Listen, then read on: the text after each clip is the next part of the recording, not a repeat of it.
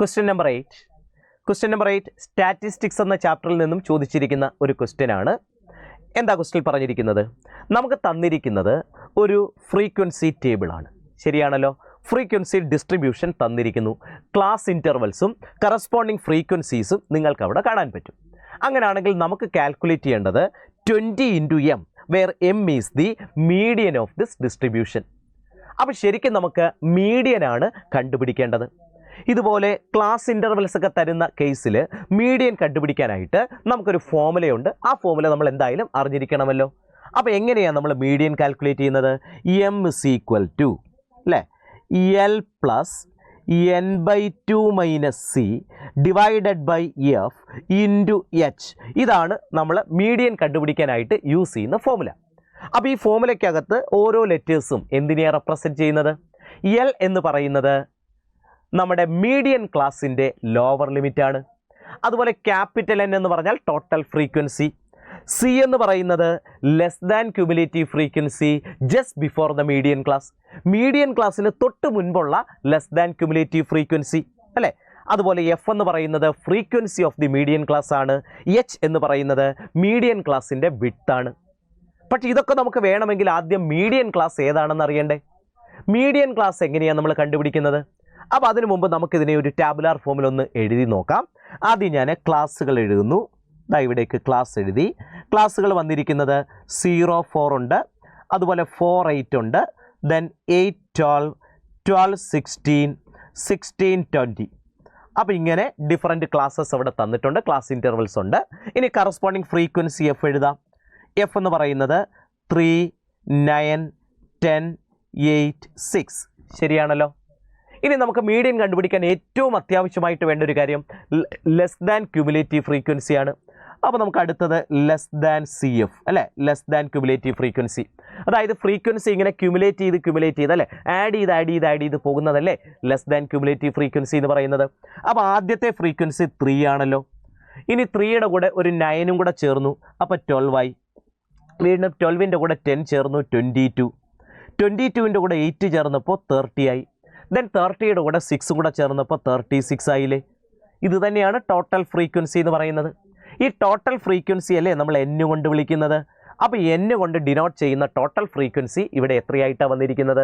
36 ആയിട്ടാണ് വന്നിരിക്കുന്നത്. ശരിയാണല്ലോ. ഇനി നമുക്കറിയേണ്ടത് ഏതാണ് മീഡിയൻ ക്ലാസ്. നമ്മൾ എങ്ങനെയാണ് മീഡിയൻ ക്ലാസ് മനസ്സിലാക്കുന്നത്? അതിനുവേണ്ടി ആദ്യം നമുക്ക് വേണ്ടത് n/2. n എന്ന് പറയുന്നത് ടോട്ടൽ ഫ്രീക്വൻസി അല്ലേ. n/2 കണ്ടുപിടിക്കുക. ഇവിടെ n/2 എന്ന് പറഞ്ഞാൽ 36/2 18 അല്ലേ. എന്നിട്ട് നോക്കുക ഈ n/2 ഏത് ലെസ് ദാൻ ക്യുമുലേറ്റീവ് ഫ്രീക്വൻസിയിലാണ് വന്നിരിക്കുന്നത്. അതിന് നേരെയുള്ള ക്ലാസ് അല്ലേ മീഡിയൻ ക്ലാസ് എന്ന് പറയുന്നത്. ഇവിടെ n/2 18 ആണ്. 18 ഏത് ക്യുമുലേറ്റീവ് ഫ്രീക്വൻസിയിലാണ് വന്നിരിക്കുന്നത് എന്ന് നോക്കാം അല്ലേ. 3 വരെ ആദ്യത്തതിൽ ശരിയാണല്ലോ, 12 വരെ രണ്ടാമത്തതിൽ, 22 വരെ വന്നിരിക്കുന്നത് എവിടെയാ? മൂന്നാമത്തതിലല്ലേ. അപ്പോൾ നമ്മുടെ 18 എന്ന് പറയുന്നത് ആ മൂന്നാമത്തെ കേസിലല്ലേ വരുന്നത്, ഉറപ്പല്ലേ. അപ്പോൾ അങ്ങനെയാണെങ്കിൽ അതിന് നേരെയുള്ള ഇതൊക്കെ നമുക്ക് വായിക്കാം.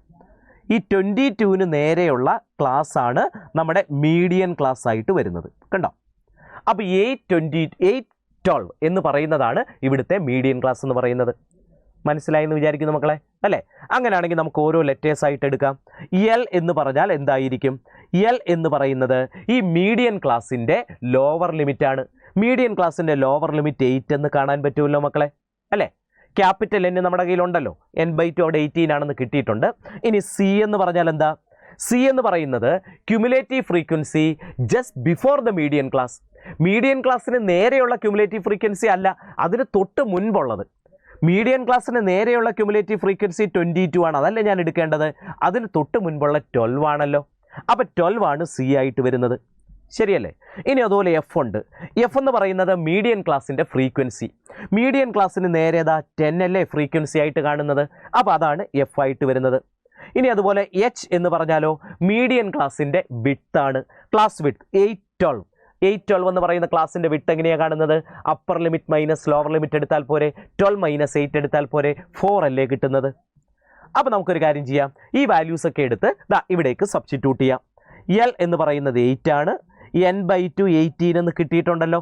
ദെൻ -C 12 ആണ്, ബൈ F 10 ആണ്, ഇൻറ്റു 4 എന്നല്ലേ കിട്ടുക അല്ലേ.